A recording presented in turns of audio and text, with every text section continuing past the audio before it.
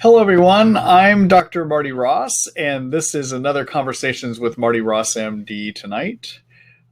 This is a webinar where we get to explore issues related to Lyme disease and hopefully can find some ways to improve your treatment. The way these webinars work, you create them, and you create them each week with your questions. And sometimes we get into themes of the week, and sometimes all the questions are not related at all. The way you write those questions to me is you go ahead and you go over there on the right-hand side of your screen. There's a chat box. Write your question to me in that chat box, and when you send it to me, I see it on my end. You don't see it on your end actually until I post it. So yes, I am going to post those questions that you write on the screen so that everyone that's participating in the live webinar can go ahead and see what those questions are. And as many of you know, I get through as many questions as I can. I usually get through a lot of questions, but it sometimes is difficult to get through everything. So I'll try to take as many questions as I can tonight. During the webinar, I'm actually creating a recording. And that recording will be ready for you tomorrow morning. I have to do some small edits on it after the webinar is over tonight. So you'll get an email from me in the morning when that recording is ready, notifying you that it is ready. I've also been starting to post the recordings on my Facebook page too. And that Facebook page is Facebook.com/treat Lyme. So TREATLYME. In fact, often when I even write new writings for the Treat Lyme book, I'm sometimes even posting that they're available there first before I even send out a newsletter on it. So the Facebook page is active. And so it's Facebook.com/treat Lyme.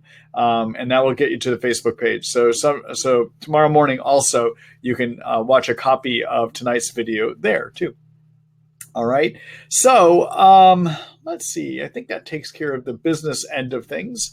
Let's go ahead and get started here. I'm going to go ahead and post the first question. Let me just do a quick look at what's being written here. Yep. I don't hear anyone. No one has written me to say they can't hear me. So so I'm glad that you're all able to hear me. Okay. Sometimes my speaker doesn't, or the microphone doesn't work well. And one other thing, I apologize for being here a little bit late tonight. I had somewhat of a long patient care day today too. So I'm getting to you just a few minutes late. So let's go ahead and get started. Let's see. Hello, Brenda. Let's see. Thank you, Dr. Ross. I'm grateful for your help. You're welcome. What is your best recommendation for migraine treatment? Have you had any success with Topamax for migraines? I have Lyme and Bart. Thanks. All right. So migraines, first of all, when I see somebody that has migraines and Lyme, I'm always wanting to make sure that they don't have a Babesia problem too. All right. Now, that does not mean that everyone that has migraines and Lyme has Babesia, but we see Babesia frequently with people that have migraines and Lyme. Okay. So you need to consider whether you have it. And as many of you know from participating in my webinars, the way you diagnose Babesia is not necessarily by a test. And the reason that you don't necessarily want to rely on testing is that Babesia, we estimate about 15 to 20 strains, and our testing is only good for about 2 of those strains, okay? All right, so we need to make sure that you don't want to rely on a test. You want to rely on what the symptoms tell you, all right? So I don't want to turn this into a question about Babesia, but to see about how you diagnose Babesia, towards the end of this question, I'll show you a written article that I have about it in the Treat Lyme book, so you can look at that later, okay? All right, so in terms of managing migraines, there are some herbs you can use, and there are also some prescription medicines, all right? So one basic thing you want to do if you have migraines is to make sure that you're taking magnesium. My favorite form of magnesium is magnesium with magnesium malic acid. Magnesium always has salts, and so there's different salt forms. There's magnesium citrate, magnesium malate, and sometimes even a mixture of those magnesium citrate and malate. So for instance, Thorne has a product called magnesium citramate, which is a mixture of magnesium citrate and malate. Okay, you want to take about 400, 600 milligrams a night. It may make you sleepy. That's why you take it at nighttime. Your limiting factor on magnesium is that it can sometimes give you diarrhea. Okay, so if 600 milligrams gives you diarrhea, back it down to 400 milligrams. But a foundational thing anyone with headaches should do, especially migraines, is be on magnesium. All right, sometimes that can correct it, okay? All right, then my favorite herbal medicine that helps prevent migraines is an herb called Butterbur, and that's Butter and then burr, Burr. Okay, you want to dose it at 50 milligrams 3 times a day, and it is something that you should take all the time. So it's a preventive medicine. It's not going to break the migraine once it has happened. Okay. So herbally, my basic package is magnesium. And even if you decide you don't want to do the Butterbur, get on the magnesium. Okay. Because magnesium is kind of one of those foundation herbs that you should take as part of migraine management. All right. All right, then, one thing about Butterbur, it has been shown to be as effective as prescription preventive medicines, okay? All right, so then, if you're getting frequent, well, then the other thing we do for migraines is there is a prescription medicine we can use to break them when they're happening. And those fall into a group of medicines called the triptans, of which the most common one is something called Imitrex or sumatriptan. Maxalt is another one as well, too. And those are medicines that you would take right at the outset, right when you think you're going to have a migraine. You take those and they can break it from becoming a full-on migraine. The key to those prescription medicines, though, is you got to take it right at the beginning of the migraine, okay? All right. And then if you're getting them frequently, like more than once a week or more than, frequently, then what you want to do is something that's preventive. And preventive could be the Butterbur I told you about, or other preventive medicines would be anti-seizure medicines, and sometimes some of the high blood pressure medicines, and sometimes anti-depression medicines, okay? So the ones that we use, the anti-seizure medicines, one of the common ones is Topamax, which can do a really good job at preventing migraines. That's 50 milligrams 1 time a day, okay? Another option is to do antidepressant medicines, and the ones that seem to do a good job with that would be something called desipramine or imipramine can be useful, okay? Also some blood pressure medicines from a family called the beta blockers, like something called metoprolol or atenolol can be useful preventive medications. And then I just blanked. But anyhow, those are, I think I've kind of covered the major classes that you can use as preventives, okay? So in managing migraines, be on magnesium. If you get them frequently, you need to do something as preventive, of which you could use Butterbur, or you could use beta blockers, or you could use calcium channel blockers. That's what I just forgot. Calcium channel blockers is another family of blood pressure medicines. Norvasc would be one. Nifedipine would be another. Those can be useful. Or anti-seizure medicines, of which Topamax is one that's useful as a preventive too. Okay? All right. So that's kind of my general approach to migraine management. All right. Let me go ahead and do a screen share here. And what I want to do, I'm going to just show you all the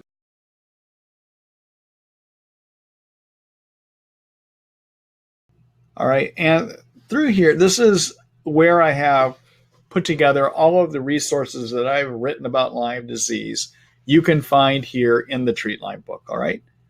And the Treat Lyme book, I have organized it into chapters. And so up here, you're going to click on the chapters part of the menu. And then in terms of how do you diagnose something, which is what I'm trying to get to, is how do you diagnose Babesia? Take a look at my chapter called How to Diagnose, all right? And in this chapter, I have put every article that I've ever written about how to diagnose something or recorded about how to diagnose something, I have placed here in this chapter, okay?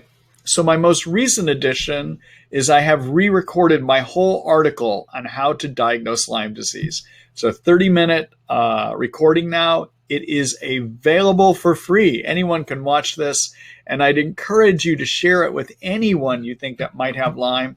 The reason it's 30 minutes is I review ways of overcoming obstacles to getting a Lyme disease treatment, like what's the best test, and how do you find a doctor that might help do that test for you, okay? So take a look at that, all right? But down here at the bottom of the page is my article about how to diagnose Babesia.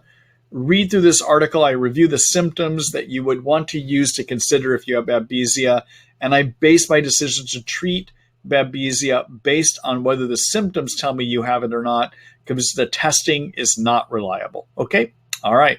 So I just want to say again, this article up here on the how to diagnose Lyme disease is the latest article. As many of you know, I have started republishing, trying to get the Treat Lyme book, updating it based upon the latest science. This article is updated based on some of the newest testing that is available, okay? And it is a pretty comprehensive video. You'll see it here. All right. All right, let me go back here. Oh, the one thing I'd ask you to do with this article, if you can, because it's free, share it with anyone you think that is having a hard time getting a Lyme disease diagnosis, all right? I just want to make sure that I can get as much information out there to help as many people to get their Lyme treated. And that it's going to start with people sharing this video, because I think it's a pretty comprehensive and good guide for diagnosing Lyme. Please share it so people can get help that they need, okay? All right, let me go back here again. Brenda, thank you for that question. And good luck to you. All right. Hello, Louise. Let's see here. Good evening, Dr. Ross. I'm wondering how to resolve extreme fatigue. I'm on Bactrim, azithromycin, Malarone, several herbs, Armour Thyroid, and gentle adrenal tonic. Too many stimulants give me anxiety. I was doing all around better and then crashed for no apparent reason. Okay. Let's see. I think there's more parts to your question. Hold on. Let's see here.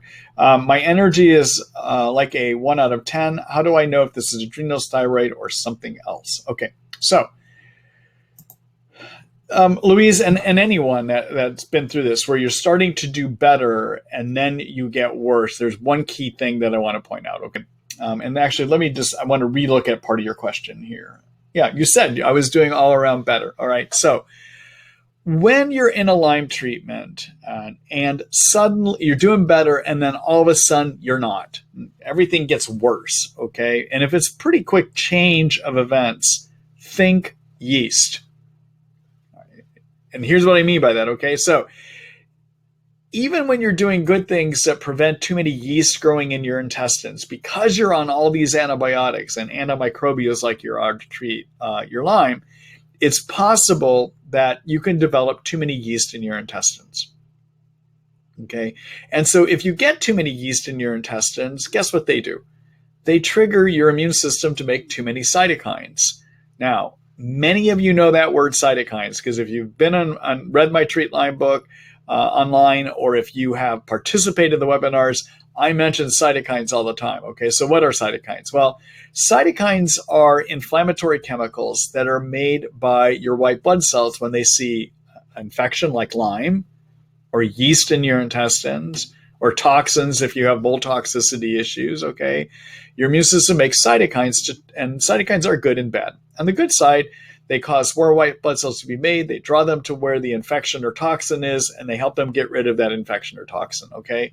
That's all great. That's what we hope to have happen. All right. But in mold toxicity illness sometimes, and in too many yeast in your intestines, and in Lyme disease, your immune system sometimes doesn't do a good job, and it keeps trying harder and harder. And guess what it does? It makes too many cytokines. All right.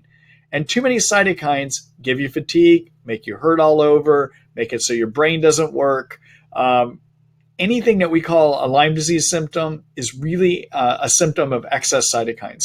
Lyme disease is a syndrome of excess cytokines, okay?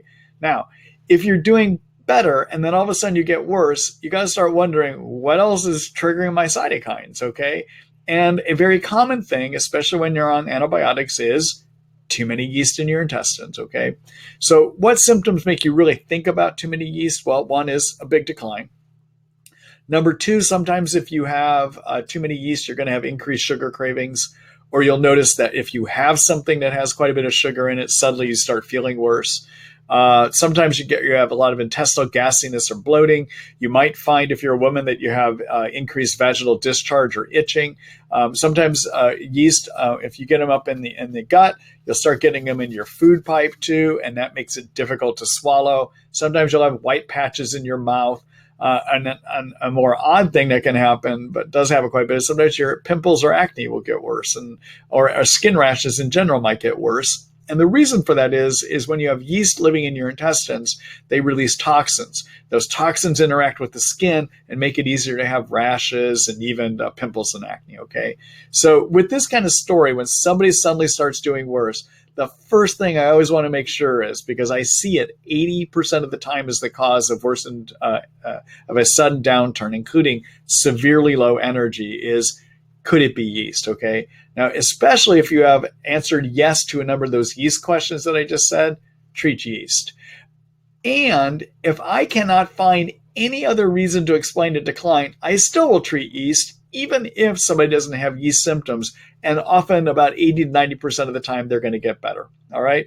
So I'll show you in a minute an article you can look at for about how do you treat yeast, and how do you diagnose yeast. I'm going to show you an article to look at both of that later, everyone, okay, from the Treatline book. But Louise, that would be the main thing I would do. Probably that's what it is. Also, I would review with you, if we were to be talking in some detail, I would ask you questions just to make sure that your Babesia and Bartonella haven't suddenly started getting out of control. Looks like, yeah, you're on treatment that would cover Lyme, Babesia, and Bartonella here. I would want to make sure that those co-infections haven't gotten worse all of a sudden too. Okay, so those are some thoughts for you. All right, so let me just do a quick screen share here. Okay, going back over here to the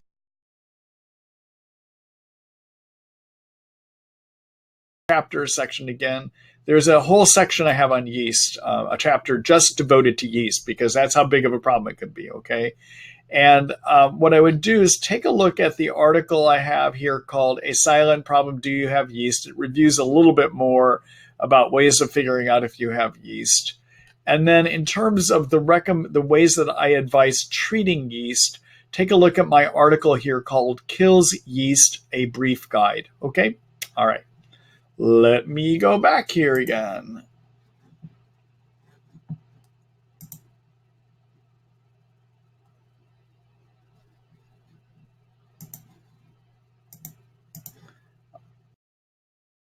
All right, there we are. All right, so Louise, thank you for that question. I appreciate it. I hope that gives you some useful information as well, too. Okay, all right.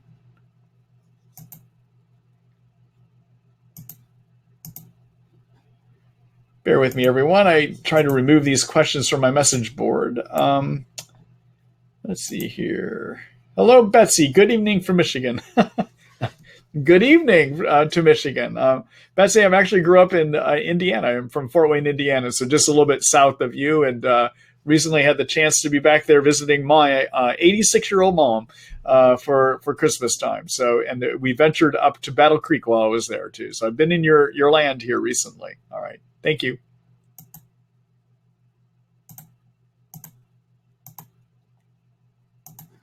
Hello, Leah. Let's see. Hello and thank you. You're welcome. I sometimes feel like my brain and body are revved up and everything is going fast. With higher heart rates, pulse, face gets red and burns, my fingers swell up and turn red. I feel like I'm burning all over. Would you have any thoughts about what could be causing this? So it's one of those things I would want to ask you lots of questions. Okay, so first of all, but just on the surface, those kind of symptoms you're having are symptoms of adrenaline excess. And one of the infections that can trigger adrenaline surges like that is Babesia. Okay, so Leah, I would take a look at my article about how to diagnose Babesia, see if you might have Babesia as a cause. Basically, what Babesia does is it gives you it creates imbalance in your adrenaline anti-adrenaline system. So if you don't have enough anti-adrenaline, it allows for adrenaline surges, basically.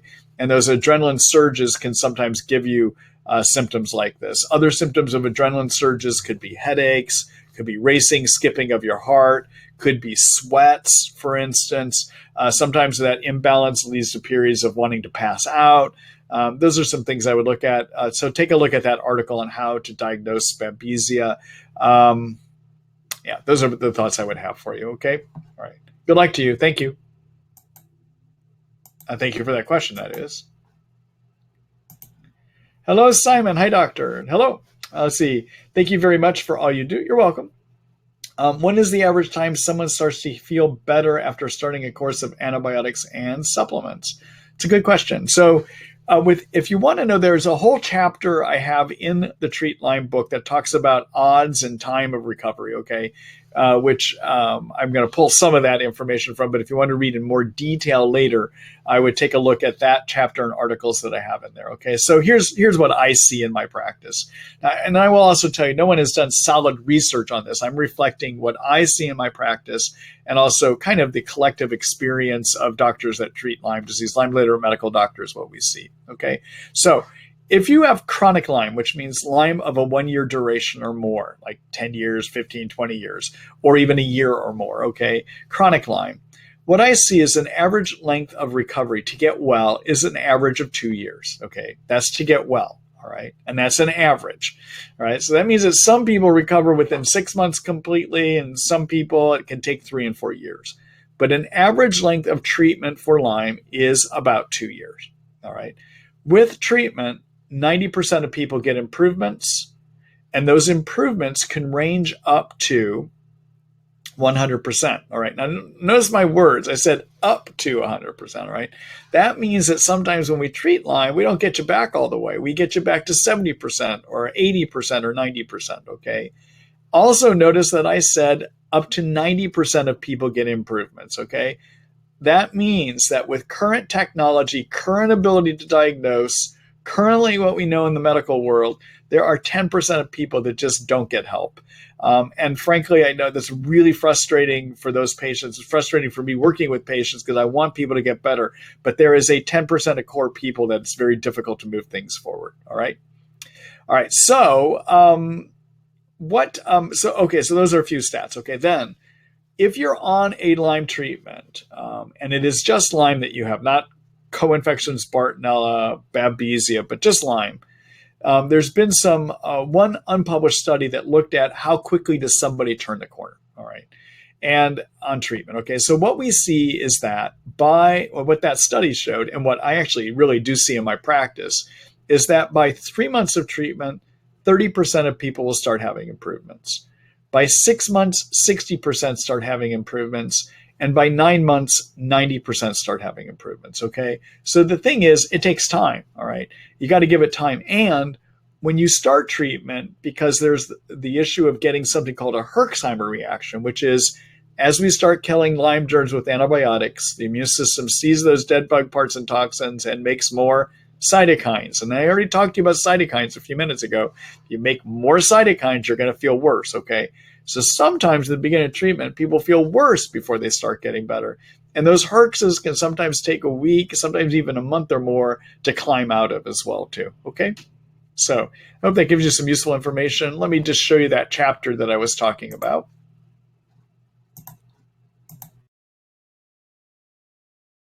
Here, there's a chapter called, let's see, I think I've called it Odds. Yeah, Recovery Time and Odds. And in this chapter, I even talk about Lyme and pregnancy. And then the big article that basically includes a lot of the information I just told you is called Getting Healthy, Will I, When, How Do I? Okay, so I take a look at that one too. Okay, all right. Let me go back here.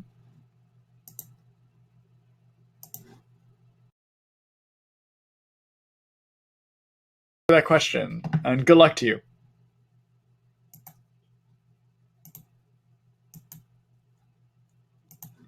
Hello, Colleen. Let's see. Hi, Dr. Ross. Around the Lyme forums, I've heard people mention Kratom and Ketamine separately, not together. Do you have any thoughts on either of these things for Lyme patients? All right. So the Kratom, as I understand, and I'm not an expert on it, okay, by any means, is being used kind of as a narcotic substitute. And there are some problems that I have seen about the sources for this drug may be contaminated and may be harmful, okay? But I do know some of my patients are reporting some improvements with their pain on that, okay? And I am not an expert about it. So that's just briefly what I know. I would need to look into it a lot more. I haven't spent any time really investigating that supplement, okay? All right. Ketamine is a medicine that has been used as part of pain management. It is not a narcotic. It is something, I think it's called an NMDA receptor agonist, if I am correct. Actually, let me double check that, because I'm just trying to remember the mechanism by which it works. Hold on a minute. I'm literally looking this up on one of my drug directories here. Ketamine.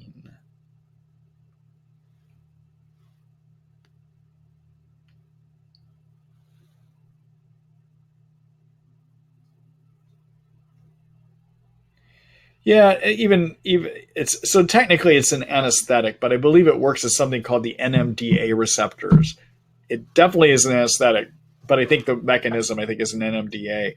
So ketamine is interesting in that it sometimes can be useful for people that have depression. There's been a useful way of treating depression, and it sometimes can help with pain too. But beyond that, I would not call myself the greatest expertise in either one of these. Okay. All right. So anyhow, there you go. As many of you know, I can do pretty good on most of the questions I get asked, but sometimes there are ones that I wouldn't consider myself to have enough knowledge about. All right. All right. Thanks, Colleen. Good luck to you.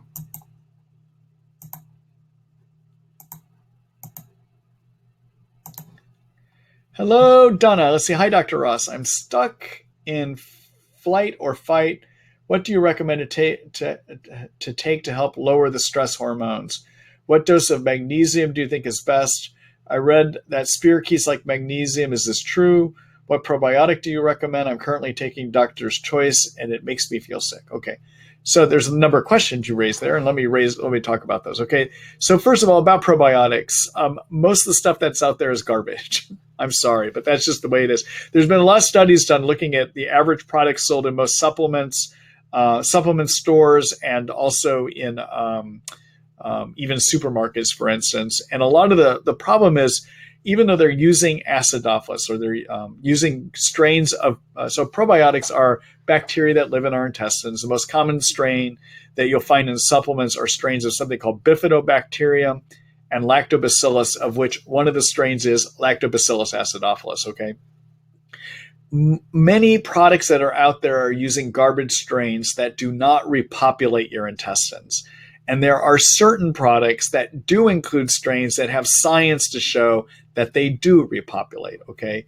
My favorite of those is a product called HMF Forte, made by a company called Soroyal Genestra. We carry it at my supplement store, which is Marty Ross MD Supplements. It's where my patients get their supplements, and anyone can buy from there, okay? But it's HMF Forte, and that uses strains that are proven to repopulate. And I would look at that. It's going to cost a little bit more than your Doctor's Choice does, but it actually does repopulate. There's science that shows that it does, and that's what you want out of a probiotic, okay? So HMF Forte, 2 pills, 1 time a day, okay? All right. Let's talk about magnesium. So yes, spirochetes need magnesium, and they live on magnesium, okay? But guess what? We do too. And so the thing about spirochetes is they're designed to live in us. So they're going to thrive on the same things we do. All right. So you cannot restrict what you need to live on and you need to function.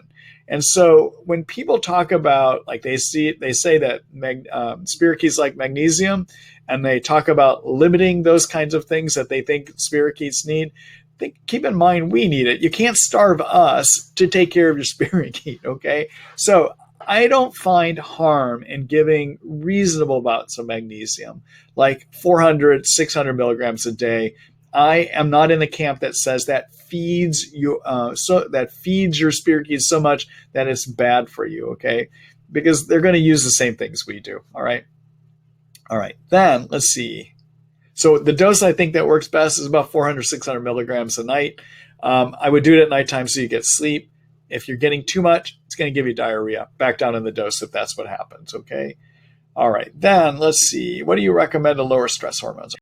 So in terms of feeling stress and in terms of dealing with the feelings of stress, magnesium sometimes can be calming, but there are other things that can be calming too. And one of my favorite things to do to help calm is to use an herb called, or a supplement called L-theanine.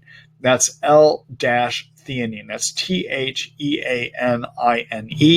Theanine is a component of green tea, actually, but not caffeine. Okay, it's not the caffeine portion. It's a separate portion. It's an amino acid-like chemical that in the brain is actually turned into a chemical called GABA. Our brain has lots of GABA receptors, and if you give more GABA to the brain, it actually helps soothe things down, okay? So a dose you can use if you're having a lot of anxiety or feeling stress. I usually have a person start at maybe 100 milligrams of it 3 times a day, and you can work up to 400 milligrams 3 times a day if you need to, okay? But you start at 100 milligrams 3 times a day. If that doesn't seem to do it well enough for you, then go to 200 milligrams 3 times a day. If you're getting too much, it's going to sedate you. Okay, so you can use that as a guide. And again, it's called L-theanine.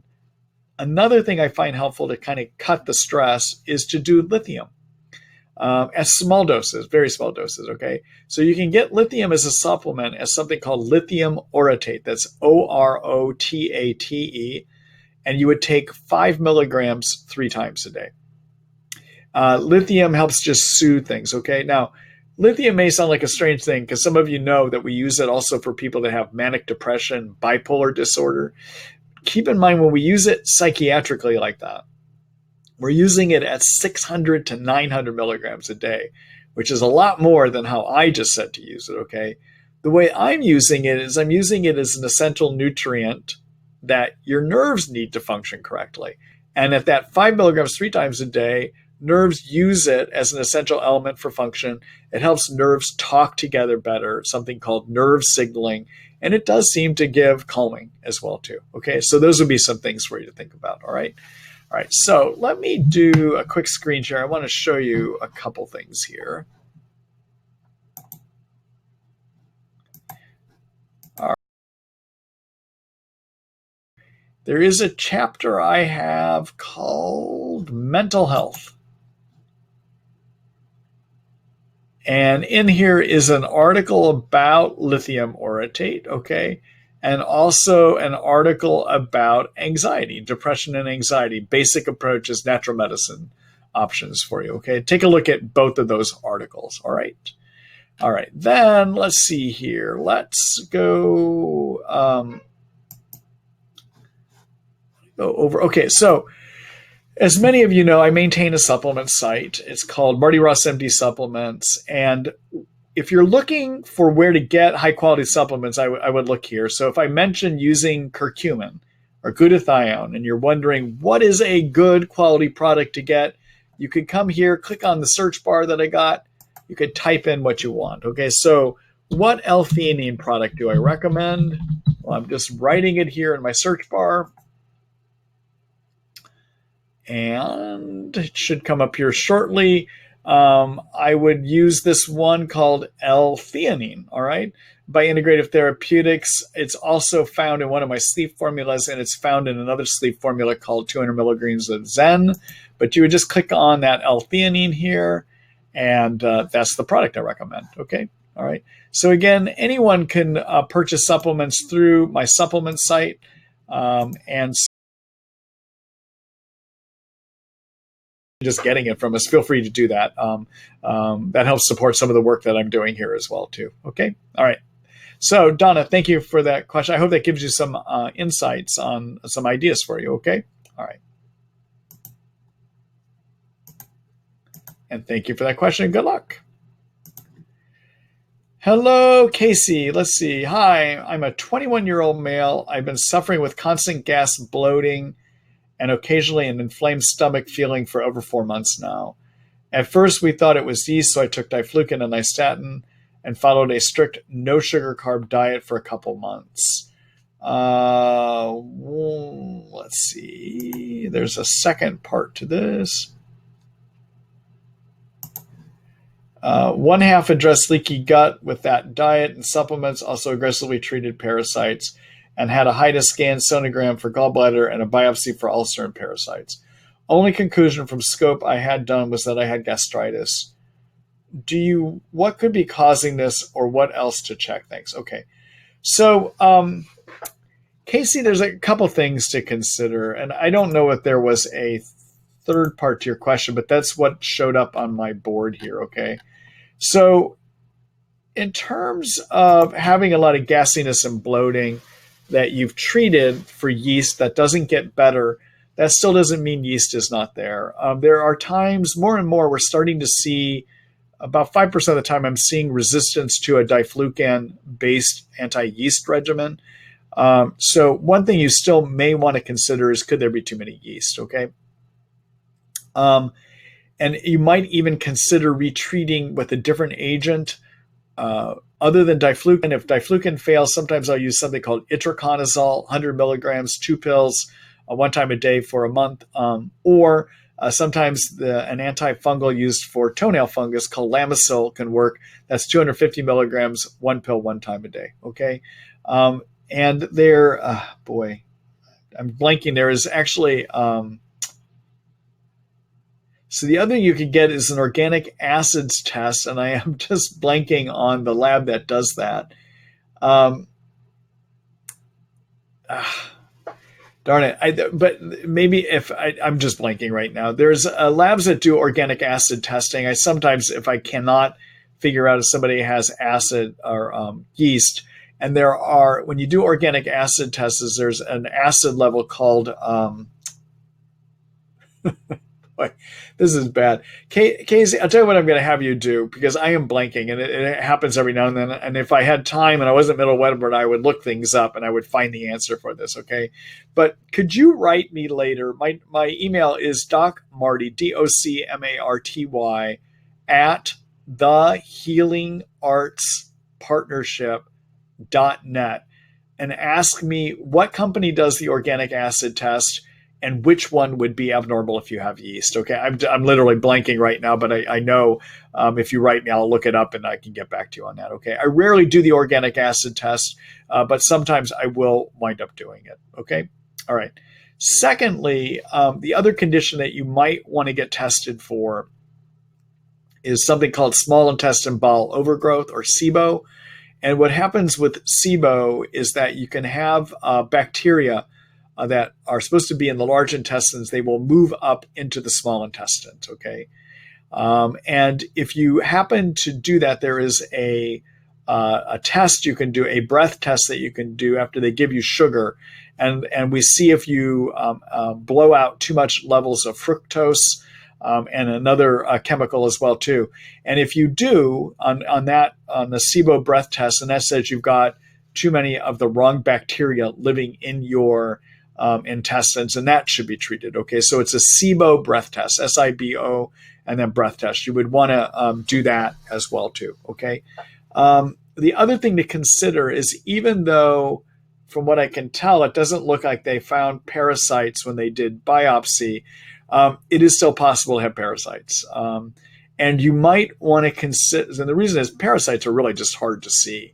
So sometimes what I will do, especially if I've got somebody that has high risk for parasites, like they've traveled internationally to less developed countries, or somebody that grew up on well water, even if the well water supposedly was safe, what you want to do is to do a trial of a good universal anti-parasite medicine. And a good universal anti-parasite medicine, something that treats almost every kind of parasite, is a drug called Alinea. It's a 500 milligram pill, and you would want to do 1 pill 2 times a day for 3 weeks as a trial to see, does it make a difference for you, okay? The mechanism by which Alinea works, it should kill just about anything that's a parasite, all right? So I would get a breath test for SIBO. I would consider doing treatment for parasites, presumed parasites, and then I would look at getting an organic acid test to look for the organic acid that I am blanking right on right now. But if you write me, I'll be glad to write back to you with that information when I finally have a chance to look into it, okay? Those are some ideas that I have. Oh, and the last thing is, consider doing another round of yeast treatment, but using a different agent, either Lamisil or itraconazole, okay? All right. Good luck to you, Casey.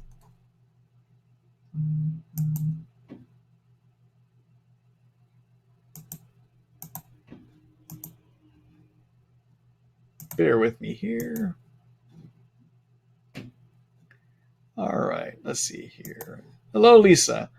Good evening. My doctor wants me to take a glandular supplement called Adrenal Complex for my phase 3 adrenal fatigue. What are your thoughts about this? Is it safe? The best. So usually adrenal glandulars basically are ground up adrenal gland. Okay, it's going to be ground up usually from animal. It depends on the source. Sometimes pork, sometimes beef. Okay, and what you're going to get out of that adrenal glandular is you're actually going to get the full components of the adrenals, including the cortisol that is in there, the DHEA that is in there, and other adrenal complexes. It is something you could try. The only trouble I have with adrenal glandulars is that I find that they can be a little bit too energetically hot or stimulating for somebody that has Lyme disease. Okay, and when I talk about energy, I mean things like yin and yang. You know, yang is explosive energy, yin is kind of nutritive energy, and adrenal glandulars tend to be too yang. For somebody with Lyme that has a lot of fatigue, that usually means a syndrome of yin deficiency, okay? Yin is what gives you the energy to keep you moving and also holds all that yang energy down. And if you take something that is too yang energetic and you don't have enough yin energy to pull it down, it can just rev you up falsely or just overly stimulate you in ways that aren't good.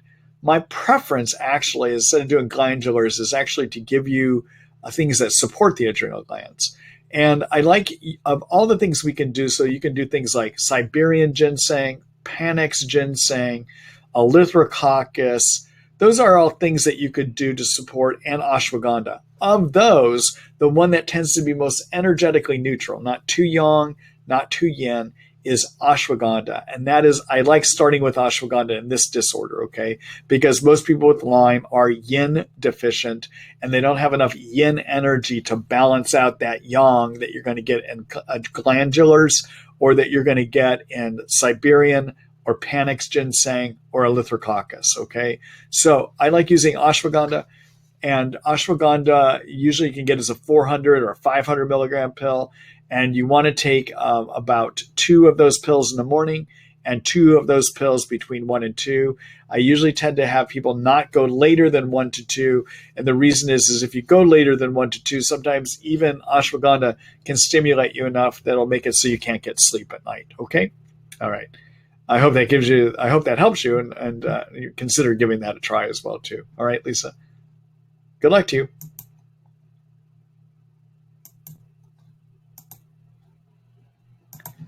Hello, Donna. Let's see, magnesium, what type? Okay, so I mentioned earlier, I like using magnesium malate or magnesium citrate or a mix of both of those. Thorne makes a product called magnesium citramate, which is a mix of both of those kinds of magnesium, okay?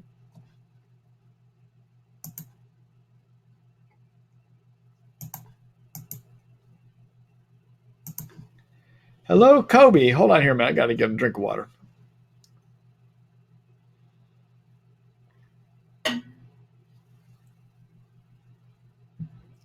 Let's see. I tested positive on Igenix Babesia and Bartfish.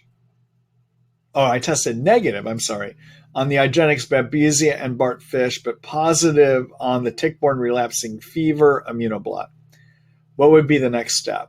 I have taken Nutrimedix Ennula and Herx a lot.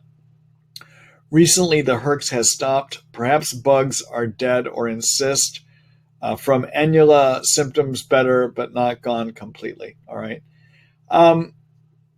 So the one thing I would want to make sure too is that as part of what you did, you also checked for Lyme. You did a regular Lyme immunoblot or a Lyme Western blot too. Okay. By being positive on the tick-borne relapsing fever immunoblot, which is not Lyme, it's another kind of bacteria. But it's not the Borrelia spirochete. It's a different kind of spirochete. The tick-borne relapsing fever immunoblot being positive, you would still want to treat, but I would also want to make sure you didn't pick up Lyme at the same time. Okay. In terms of Babesia and Bartonella, just so you do know, Babesia and Bartonella, the testing is not perfect. Babesia, we estimate that there are 15 to 20 different strains. Bartonella estimate upwards of about 30 different strains. So you can have those infections and even have negative testing. Yes, even negative testing through IGeneX. Take a look at my articles in the Treat Lyme book about how to diagnose Bartonella and how to diagnose Babesia. See if you have enough symptoms about those illnesses. And if you do, then you should treat for those, okay? So I don't have enough information here to give you the best guide. I will tell you, I don't find ennula to be that strong of an herb to treat spirochetal illnesses. For what you're doing, I would even consider using prescription antibiotics, and you might consider using a tetracycline like doxycycline, 100 milligrams, 1 or 2 pills twice a day. And you might consider coupling that with grapefruit seed extract as well, too. Those are just some thoughts that I would have. To give you the best advice, though, I would need to actually ask you a lot of questions to find out a little bit more about what you have and a little bit more about your Lyme Borrelia testing as well, too. So I'm just giving you a brief idea, but I would want to ask you a lot more questions, all right? So, Kobe, if you want to get a more comprehensive help from me, you could take a look at I'm going to do a quick screen share here. I'm going to show you what you can take a look at. To my Lyme, the Treat Lyme book website here. Take a look at this page called Online Consult. This is a service that any one of you can use, which describes how you can work with me doing visits not in my office, where I can give you information about how to manage your condition. If it does require prescriptions, just be aware that as part of the visit, obviously I'm not able to examine you. My medical can prescribe antibiotics or any prescriptions for you, be that if I do an exam on you first. So I wouldn't be able to do that. I wouldn't be able to order tests, but I can give you good ideas and try to give you information about things you can bring to your doctor and see if they'll prescribe for you. I give you a written note that you can bring to your physician and see if they'll prescribe for you. But that may be some ways of getting a more comprehensive help from me than that brief response that I just gave you. Okay? All right. Good luck to you, Kobe.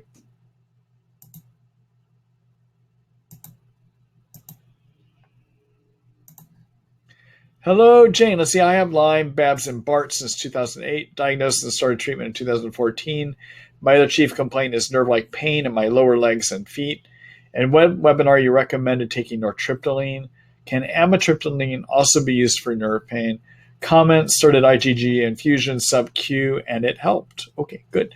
So IgG can be a way of helping with small fiber neuropathy.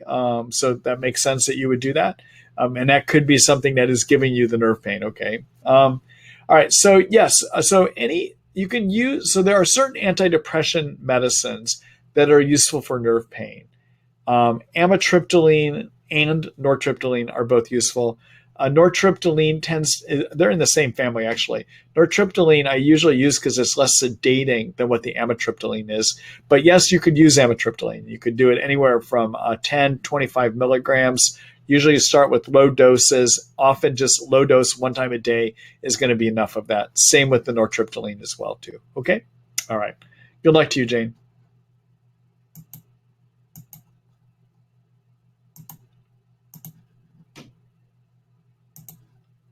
Hello, Janie. Let's see. My son is experiencing a lot of mood swings, rage at times. What do you recommend to do?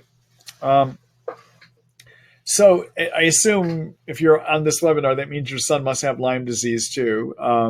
So I'll say it in that kind of context, okay? Keep in mind, Lyme can give rage episodes, okay? But you want to consider if somebody has a lot of mood swings and rage-like episodes, I'm always interested in thinking about whether Bartonella might be part of the mix too, okay? So take a look at the article I've written about how to diagnose Bartonella. I think it's called It Could Be Bartonella Babesia, The Signs and Symptoms, and see if your son has some of those Bartonella symptoms. That would be one thing I would consider, okay? So one simple way that you can make a Lyme germ treatment a Bartonella treatment is, especially for children, I like working with Zithromax, which treats intracellular and spirochete forms of the Lyme germ. And I like to couple that with rifampin, which treats the cyst form of the Lyme germ. Rifampin happens to be our best Bartonella agent, or one of our best Bartonella agents, and it's complemented or helped by having Zithromax on board too. So you could go comprehensively against Lyme with prescription antibiotics that also happens to be the same ones you'd use for Bartonella. And often if I've got a child or a son or a teen, young child, or a teen or a young child, those are prescriptions that are quite helpful because they treat both germs, okay? And often that's what I will wind up putting together. All right, so that'd be something for you to think about. Now, in terms of if you're wondering what you could do to help with those mood swings or with the rage episodes, one thing that can help with mood swings supplemental-wise is to use low doses of lithium. I have no idea how big your son is, but for adults, I would use lithium orotate 5 milligrams 3 times a day. If your son is, and that would be the kind of the dosing for a 100 to 150 pound person. If your son's a 50 pound person, you might consider doing half of that 3 times a day, for instance. Okay, so make your dosing adjustments based on how your son compares to an average adult that weighs 100, 150 milligrams for 100 to 150 pounds. So that dose of 5 milligrams 3 times a day is for somebody that weighs 100 to 150 pounds. Okay. If your son's about a third of that size, then use a third of that dose. If your son's about half that size, use half that dose. Okay. Those would be just some general guidelines for you on that. All right. All right. Good luck to you.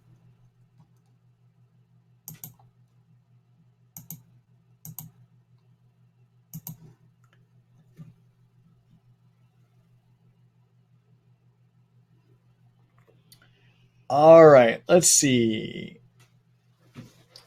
Great evening, Dr. Marty. Same to you. Apologies for hitting you with a quote-unquote lady question. I'm okay with it. I'm a physician, remember, okay? Let's see. My woman times period have been very off for years. Typically, it arrives about every other month, is too light and short in duration. Occasionally, it is monthly. I do not have unusual pain.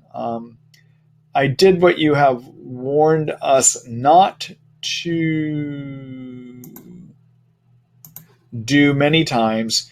I use Lyme binders, as I assume this must be Lyme, Babesia, or Bartonella. I've had these most of my life, and medical intuitive asked me insistently, what is wrong with your uterus? She also knew something is wrong with my pituitary gland, being that my recent MRI showed small pituitary gland. And 8 years ago on an MRI showed empty sella. And a sella, everyone, is a part of the brain where the pituitary should be. And if it's empty, it means your pituitary has shrunk up, basically. I took her reading seriously. I will be seeing an OBGYN soon. Am I correct in thinking that Lyme and co-infections can affect a woman's period this way? Is it possible for 25 years of infections to affect my uterus, shrink the pituitary gland, or cause empty sella? So I don't know that. I have never seen any scientific proof that Lyme creates empty sella or a dysfunction of the pituitary in this kind of way, okay? It's possible, but I'm just not sure. You may have 2 separate problems, but you need to actually either see your GYN or see an endocrinologist. So somebody needs to start doing, especially if you have an MRI that shows empty sella, you need to have some basic hormonal testing work done. And that's where I would start. Somebody needs to look at thyroid readings. They need to look at your adrenal readings. They need to look at some of the pituitary hormones as well, too. All right. So those are something, that's where I would start with it. And could Lyme be the cause of it? Possibly. It could be even a separate issue altogether. Okay. All right. Good luck, Jackie.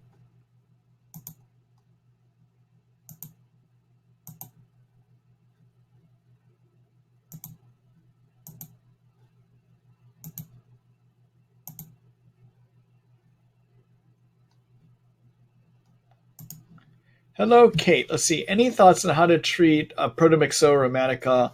Also, I was diagnosed with Marcons, but no signs of mold in the environment. Is this common? And if beg spray hasn't worked, what's next? Okay. So So first of all, about Marcons. Marcons, everyone, stands for Methicillin-Resistant Coagulase Negative Staph. And all of that is shortened down to the term called Marcons, okay? And it's a bacteria that lives up here in your nasal passages and has the ability to form a slime layer over the top of it, a biofilm slime layer, all right? It is where it has gained interest is from the work of a physician named Richie Shoemaker. Dr. Richie Shoemaker is a physician that discovered that about 25% of all people are not able to remove mold or mold toxins once they get in them due to a genetic defect. And what he has found is even after he removes those mold toxins, sometimes people still remain ill. And so he started working on developing a theory of something called chronic inflammatory response syndrome, which is inflammation that remains even after you get rid of mold toxins. And as part of his protocol in working up why you might have chronic inflammation, he has an idea that some people have this bacteria living in the nose and that it might be stimulating the immune system to stay inflamed, okay? All right, so to look at that idea, you would do a culture, and if it comes back showing that you have Marcons, he believes that is a reason you can stay inflamed, all right? Now, here's two things that I know from working with this. Number one, even when I get Marcons out, I don't see that it really makes a difference, all right? Secondly, it's about dang near impossible to get rid of. Okay, so I don't treat it anymore. I have been so frustrated in treating Marcons. I would use something called Begno spray, which is Beg stands for Bactroban, also known as Muprocin. The E is EDTA, which can help break down biofilms, and the G is gentamicin, which can kill it. I would usually do Beg coupled with oral rifampin. I would do that repeatedly. People would clear and then suddenly it comes back again. And I am now of the opinion that Marcons is just a germ that lives there.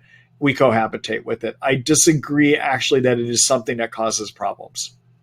All right. So I don't go after it anymore. And I don't find even when I can get it eradicated, which happens rarely, that it makes a difference. And the other problem, the reason I don't agree with treating anymore is I don't think you can get rid of it. And so I just don't bother going after it. Okay. All right. All right. Protomyxoa rheumatica. All right. So basically what I'm saying is nice idea, Dr. Shoemaker, but I don't really think it is a real problem. All right. And that's about what I'm going to say for the next one. So Protomyxoa rheumatica is an infection idea coined by Dr. Fry. And I am of the camp that believes that what Dr. Fry has found is something that basically probably lives in even healthy people. Patients get better when they're treated for it because his protocol for treating it involves using medications that also happen to treat Babesia and Lyme and Bartonella. And so the reason I think that they actually get better has nothing to do with killing Protomyxoa rheumatica, but rather it's because they're treating Lyme and co-infections, okay?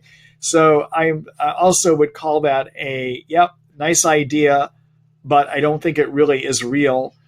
Causes problems idea, much like I feel about Marcons as well too. Okay, all right. That, for what it's worth, that's my opinion. Okay, thank you for that question, Kate.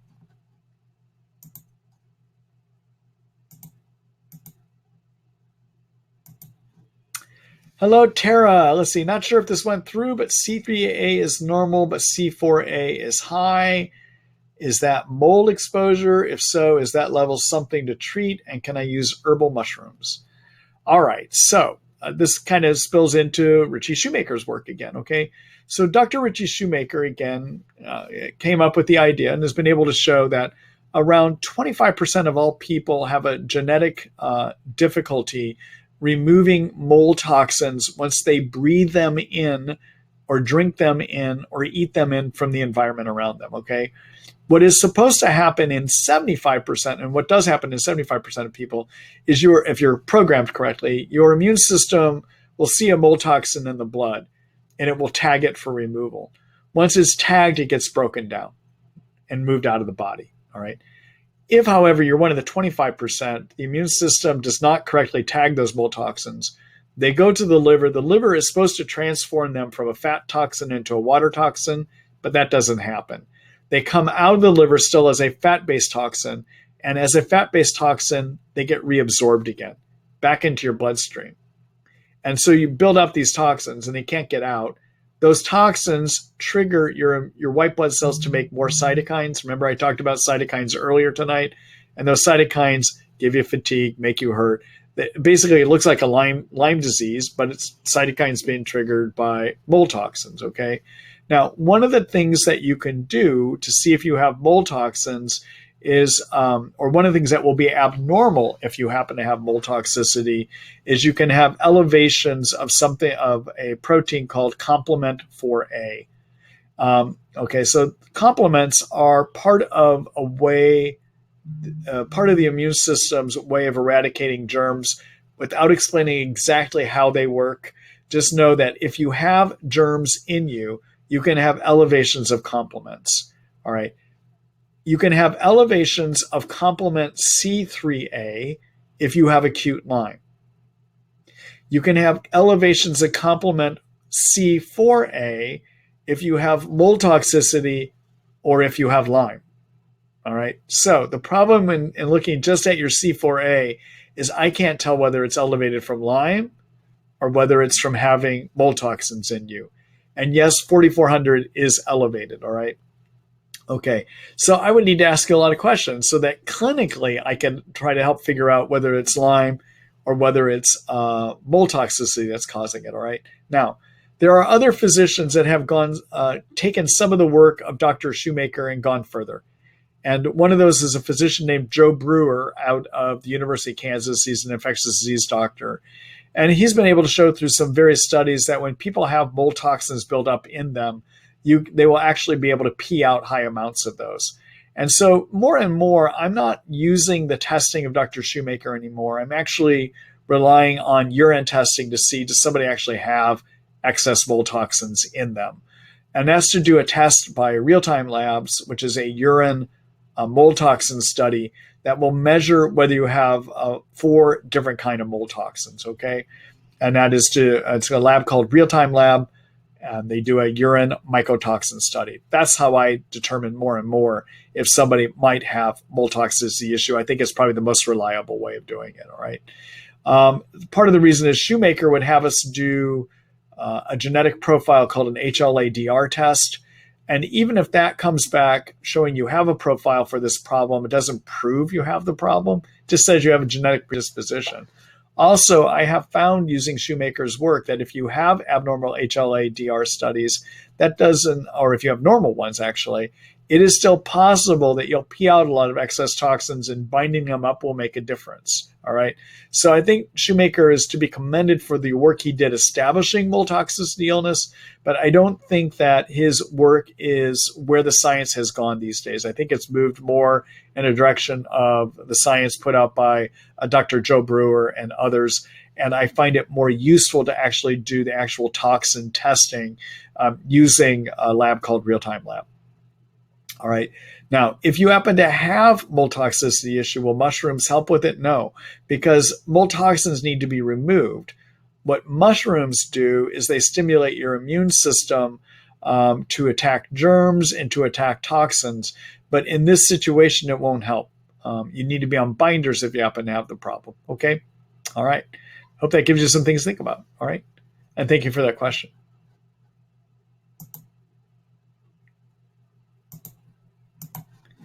Tara, and actually, let me just show you here too.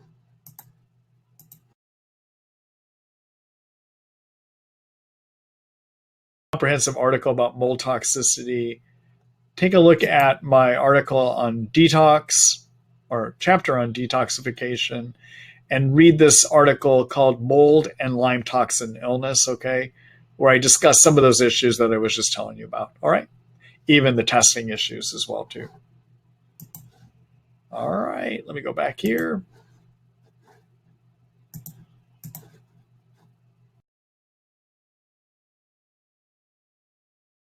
Hello, Jackie. Let's see. Thank you, Dr. Marty, very much for your thoughtful and insightful replies.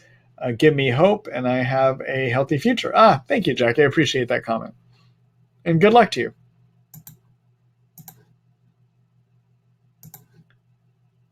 Hello, Donna. Let's see. Thank you so much for your help. You're welcome too.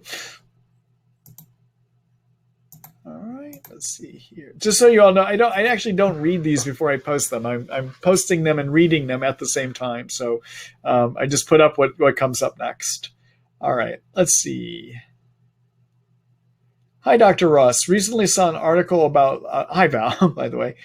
Recently saw an article about Lyme patients' symptoms worsening around full and or new moon. Tracked husband some for last 2 months and surprisingly saw a correlation. RLMD says he sees this with parasite infections. Your thoughts? Thank you for your insights. It's very interesting. I know that I have a lot of my patients that report the same thing. I don't know why, other than to say, yeah, it probably does happen. I don't necessarily know that it is related to parasites. I tend to see it more in Lyme. Why it happens, I don't know. But I can say that, yeah, I do see it happen. All right. And I don't think of it as being a parasite issue. I tend to see it more as part of what Lyme looks like. Okay. All right. Thanks for that question, Val.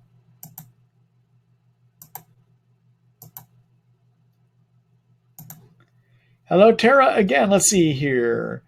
When taking magnesium, such as magnesium L8, do you have to have levels? No, you don't. You're going to stay around 400, 600 milligrams a day. That's not enough to give you marked elevations that are going to hurt you in any harmful way. In fact, your limiting factor on magnesium isn't your serum levels. It's whether you can tolerate it and if you might get too much diarrhea from it. Okay? All right. Thanks for the question. Good luck to you.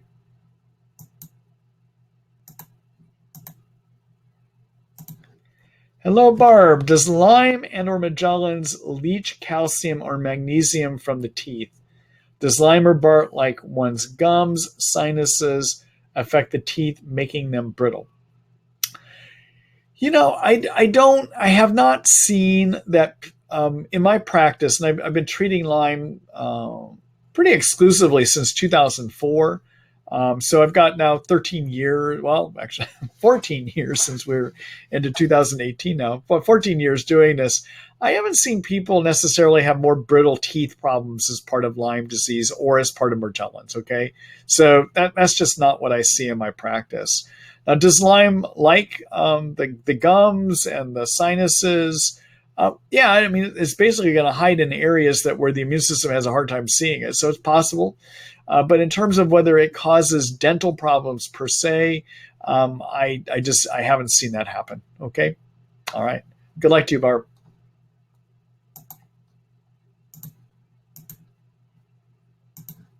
Hello, Joel. Let's see. Hi, Dr. Ross. I'm positive VIGenics for Lyme and Babesia.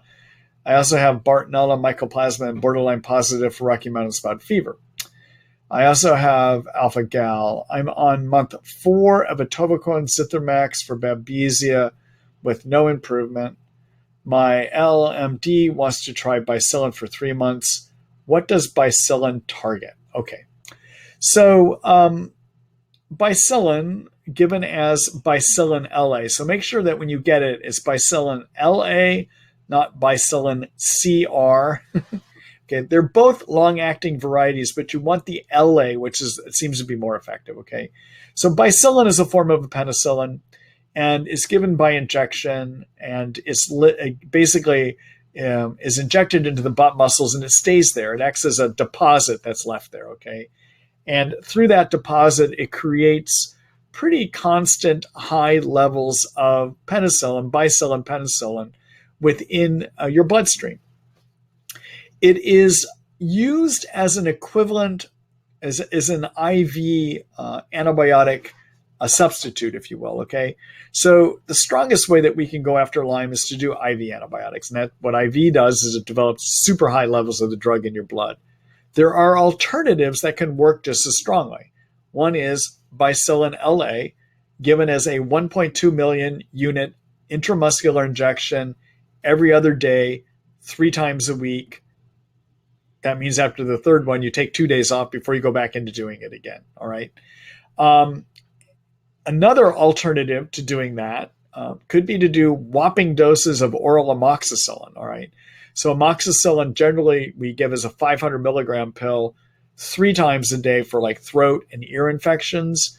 But when you use it at whopping doses that build super high levels up in your blood, so it acts like an IV antibiotic, I usually will give it to adults as 1,500 milligrams 3 times a day, or even 2,000 milligrams 3 times a day, which means 3 or 4 pills 3 times a day. Now, that may sound shocking to people, but I don't have any diarrhea problems that develop from that. I generally find it to work just as well, okay? Who I got that idea from is a physician colleague of mine called Ken Liegner. He's one of the founders of ILADS. He has a practice that has a large number of people in it that have multiple sclerosis Lyme. And so traditionally, we want to make sure we get things in the brain. We would do IV antibiotics, but he finds that that oral amoxicillin can work just as well as IV antibiotics. I have too, frankly. So when I'm considering something that works like IV, there are 3 choices: IV antibiotics, bicillin butt muscle injections, or whopping doses of oral amoxicillin.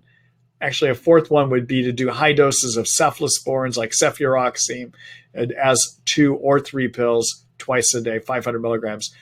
500 milligram pills, 2 or 3 pills twice a day could work in that same way as well too, okay? So what do the cephalosporins and the penicillins do? That's the other part of your question, okay? What they do is they prevent the spirochete form of Lyme from repairing holes that develop in its covering. And as those holes get bigger and bigger, the germ grows and it's burst, okay? So that's one thing that they do. There's also some Petri dish experiments that suggest they might be able to treat the cyst form of the Lyme germ, all right? But the mechanism by which they work doesn't explain why they would do that. So I don't know that they do or not. I know that there are Petri dish experiments that say that they do that, okay? But the other thing that they do, and what your physician is trying to do, is he's trying to get you to have higher concentrations that force their way into your tissues and maybe even into the brain. So again, I would propose you could do that other ways. Bicillin, IV ceftriaxone, or whopping doses of oral amoxicillin would do the same thing. Okay? All right. So there, I hope that gives you an answer to your question. Thanks for that question, Joe.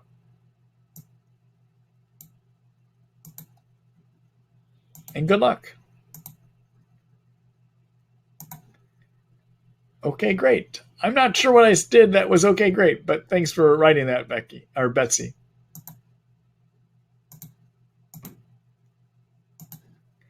Hello, Lee. Let's see. In your opinion, what might be one of the better tasting or testing? I said tasting. Testing methods for Bartonella and or Babesia. I'm considering either DNA Connections PCR or Armin Labs. Thank you. I appreciate your opinion. I would stay away from DNA Connections. The reason I stay away from them is that I've had a number of patients that have come in carrying their labs that some of my colleagues have done, and they will come in with tests that says they have Bartonella or Babesia, and when I clinically ask them questions trying to figure out is Babesia or Bartonella there based on symptoms, I see nothing, and I see that a lot, okay? So I have to question whether they're doing a lot of false positive testing. Because of that, I actually called and talked to one of their lab directors, and I asked them the question of, have you done any validation studies that show that your test is accurate? Pretty basic thing that most labs should do, okay? So validation studies means we find a group of people that have the condition. And then we see, or do we find a bunch of people or specimens that we know that have the condition? And then we see, does the test actually find them? And what percent of the time does it say something is there and it isn't? And what percent of the time does it find something that really is there? And what percent of the time does it miss true cases, okay? That's called validation studies. IGeneX has done it. So for instance, IGeneX with their new Lyme immunoblot has done validation studies that show it will find Lyme 91% of the time. They also, IGeneX just recently came up with their new ELISpot test, which is a test method used to see do your T cells react, your T white blood cells react against Lyme when exposed to a Lyme protein. And IGenics, even though they're carrying that test, if you call them up and say, what do your validation studies tell you? What their validation studies tell you is that is that it will find Lyme 30% of the time. But when it finds Lyme, it's correct 100% of the time. Okay. Now, that's interesting. They're still offering that test, and they'll tell you it only finds it 30% of the time, but at least they've done the studies.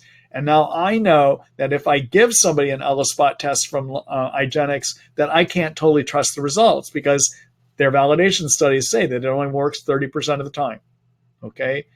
Advanced Laboratory Services that does the Lyme disease blood culture did a study of 40 some odd patients to figure out, is their Lyme study accurate?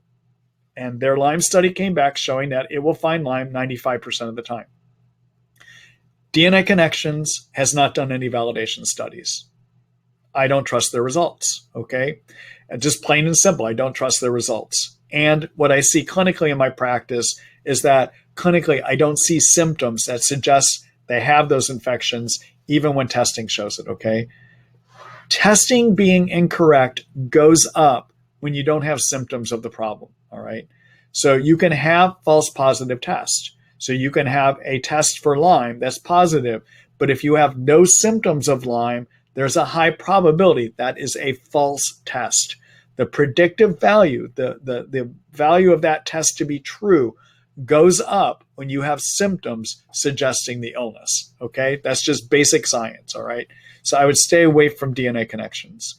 I would, however, look at Armin Labs. Armin Labs is doing ELISpot testing for Babesia and Bartonella. Keep in mind, though, that even Armin Labs, when they're doing their testing, is not able to test for all strains of those germs, okay? So you can have negative testing, but or negative testing and still have those, all right? But what the ELISpot does that Armin is doing is they're looking to see, do your T white blood cells release certain kinds of cytokines when they are exposed to proteins from these infections, all right? And I think it's a fairly good lab. ELISpot testing in general can find things about 85% of the time. So anyhow, those are my thoughts. Stay away from DNA Connections. I just don't trust the lab. All right. They've done a great job of marketing their services to naturopathic doctors and functional medicine doctors. These doctors must not be calling them to say, where's your validation studies? But basic validation studies should always be done, especially at labs that are independent, that are running their own kind of labs like this. All right. All right. There you go. I know I have a pretty strong opinion about that, but be careful. All right. Good luck to you, Leah.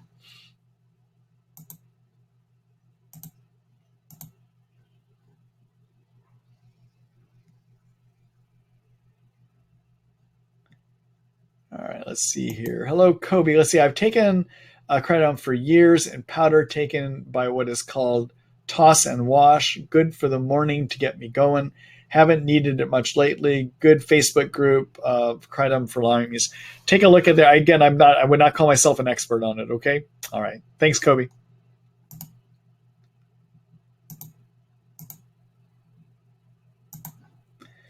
Hello, D. Let's see. In your experience, have you seen a link between maldebarkment syndrome and Lyme or co-infections? If so, have you seen it go away? So to be honest, I don't even know that syndrome. Okay. So if you can tell, I kind of stumbled over saying it. I'm not familiar with that syndrome at all. So I can't comment on whether there is a relationship or not. I've never seen somebody with that syndrome before. Okay. All right. Sorry about that, D.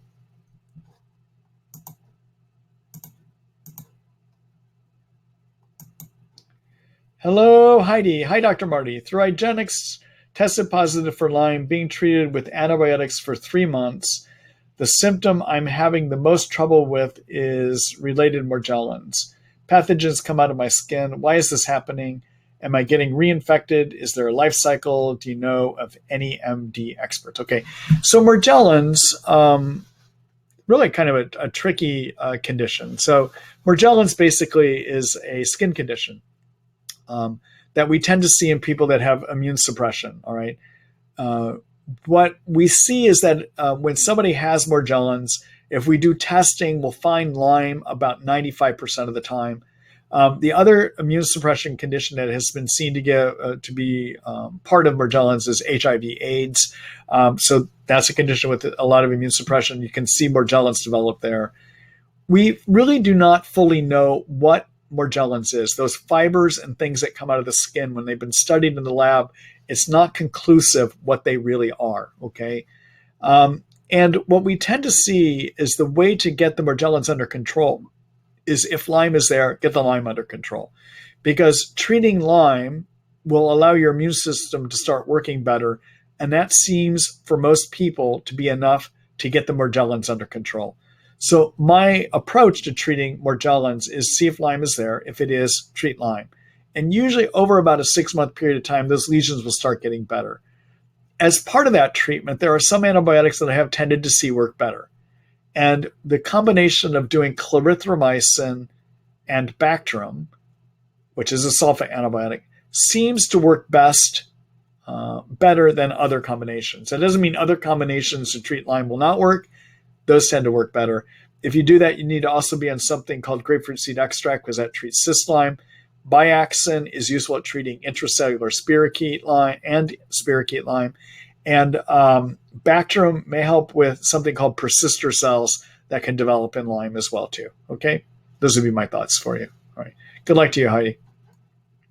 Basically, Lyme literate medical doctors, their approaches for treating Lyme will probably take care of Morgellons as well too. Okay, so if you're looking at where to get some help, that's what I would do. Find somebody that's a Lyme literate medical doctor.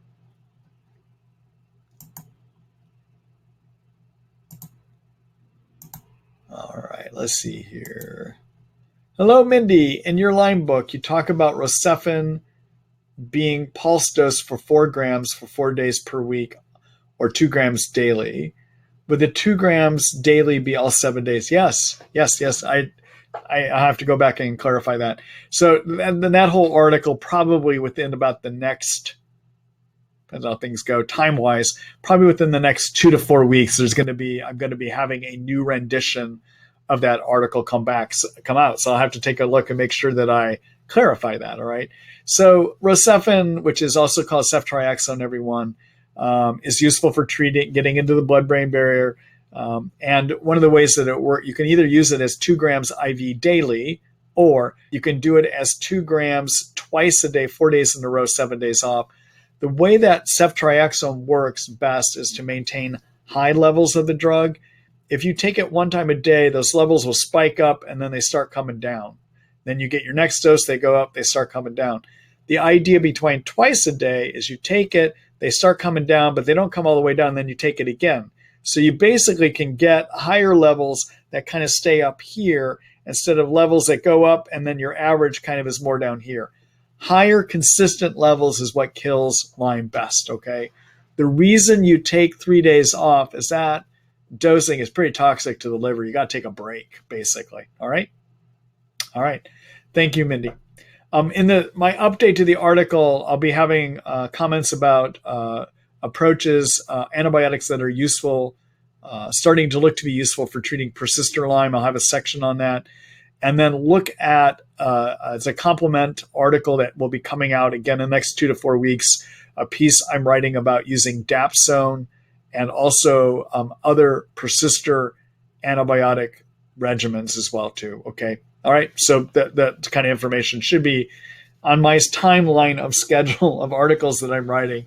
Those are things I'm programming myself to find time over the next 2 to 4 weeks to get done. Okay. All right. So with that in mind, actually, let me just show you the latest here. So the Treat Lyme book, as you know, everyone, is something that this is the website called the Treat Lyme book. And here are basic writings. And I had to take some time off last year to updating this due to a medical board investigation, actually, that was taking my time, and just some personal situations. But I'm back to writing again. So if you want to see what my latest articles are, one way to find it is I have this column over here called Latest Updates. And where you'll find that is when you're looking in the chapters. If you click on any chapter, you'll see this Latest Updates column.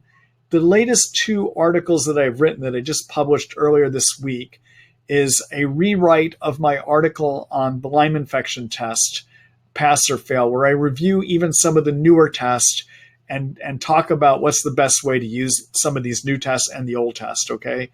And then secondly, I've rewritten re-recorded my article on how to diagnose Lyme.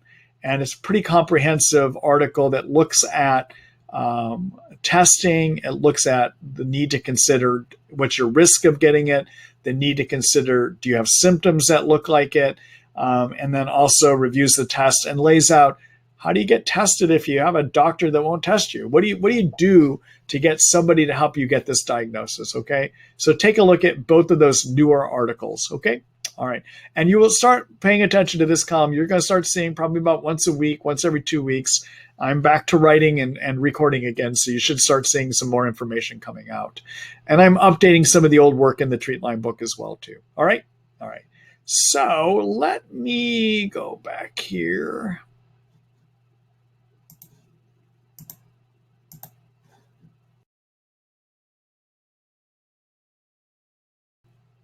Actually, bear with me here a minute, everyone. I've got to do something behind the scenes here.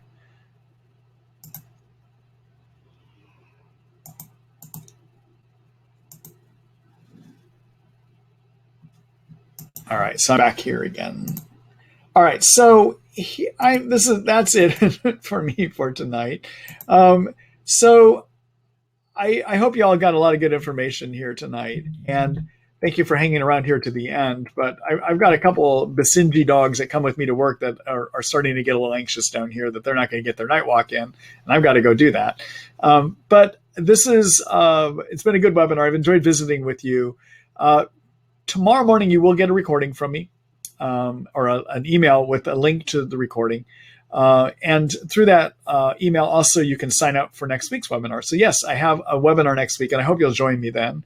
And then I'm going to take a week off. So next week is the last one for a little bit here. Okay, so I'm going to take a week. I may actually take 2 weeks off. I've got to look at some of my own personal schedule on that. So I hope you will join me next week, okay?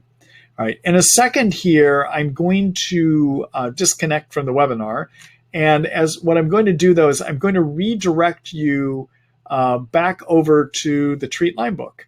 And where you're going to get landed is on the page where you can actually subscribe to the book.